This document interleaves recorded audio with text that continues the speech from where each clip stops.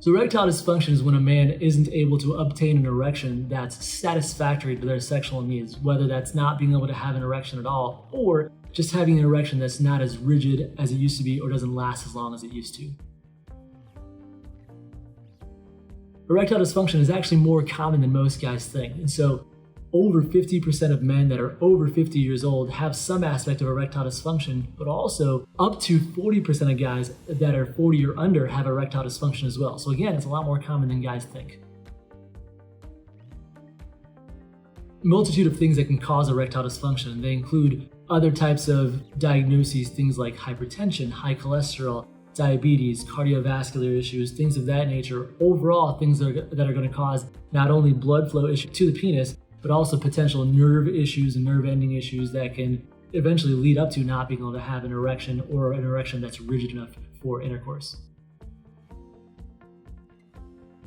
So erectile dysfunction is usually diagnosed by the patient, so diagnosed by someone that, a man that's having erections that just aren't what they used to be or aren't satisfactory to their sexual needs. It's also diagnosed by urologists with something called a SHIM score, where we do a survey to assess the patient's own evaluation of their erectile function.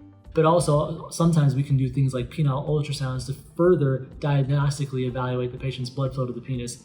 Usually, it's as simple as talking to a patient, talking to a provider, and delving into the history of your erectile function.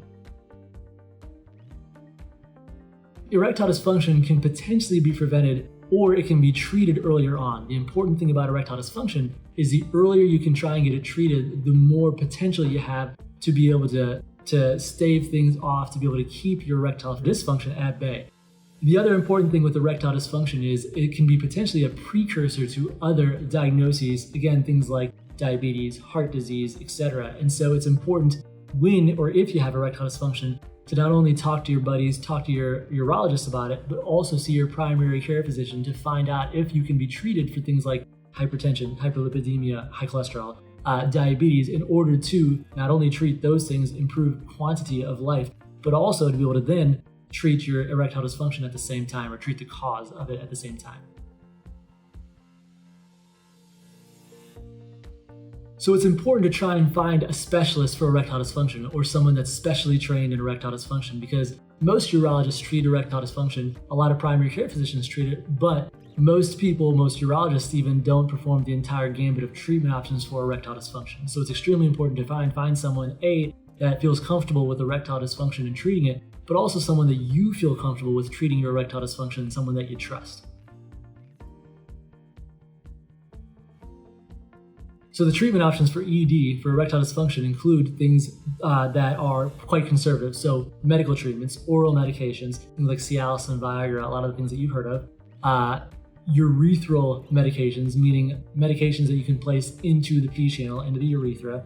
There's a vacuum erection device that some men can use as well to improve the blood flow to the penis. There's also what's called intracavernosal injections, or an injection that you can place into the side of the penis that's a liquid form of erectile dysfunction medication. And then finally, there's a penile implant, or an inflatable penile prosthesis, so you can place into the penis surgically to improve erectile dysfunction.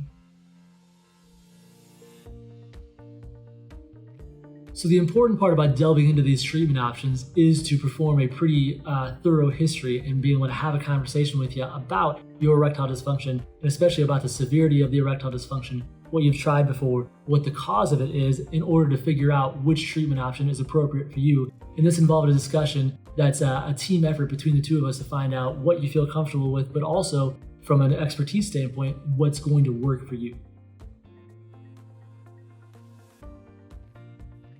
So the satisfaction rates for all the different treatment options can vary depending on the severity of the erectile dysfunction. A lot of men with severe erectile dysfunction don't have great satisfaction after, for example, oral therapies, because usually with severe erectile dysfunction, the oral therapies aren't working as well. And so the satisfaction rates can vary for injections, for oral therapies, for the vacuum erection device. If you're a man that's having severe erectile dysfunction and you're undergoing the surgery, when you get to that point, if you get to that point, the satisfaction rates are actually quite high, because even though the surgery is an invasive procedure where you're undergoing a surgery, you are able to get an erection essentially on demand, and an erection that's rigid enough for penetration for sexual activity. So long-term consequences of not having erections is actually pretty significant. It can not only decrease the length of the penis, the tissue viability starts to go down, but also it can cause you to have even more difficulty in not being able to have an erection or to be able to get it treated. The other thing is because, like we talked about, erectile dysfunction can be a precursor to other things, other medical diagnoses like diabetes, hypertension, hyperlipidemia, cardiovascular disease, etc.